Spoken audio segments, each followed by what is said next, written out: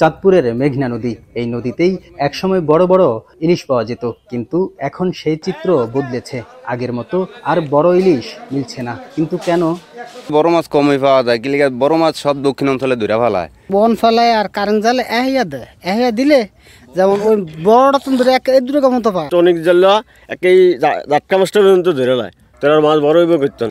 ব্যবসায়ী নেতারা বলছেন, চাঁদপুরের অন্যতম বৃহৎ ঘাটে যে পরিমাণ মাছ আসে তার 90% ইলিশ এখন ছোট, ওজন 400 থেকে 500 গ্রাম। আগে বড় মাছ আসতো হইলেছে দেখা গেছে 50-50 বড় মাছ ছিল, আর এখন বড় মাছের সংখ্যা হইলেছে আপনার তো 10% আছে।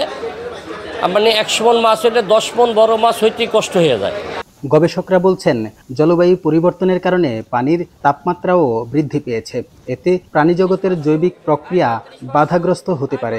এছাড়াও বিভিন্ন কারণে ইলিশের আকার ছোট হলেও বয়সে পরিপূর্ণ।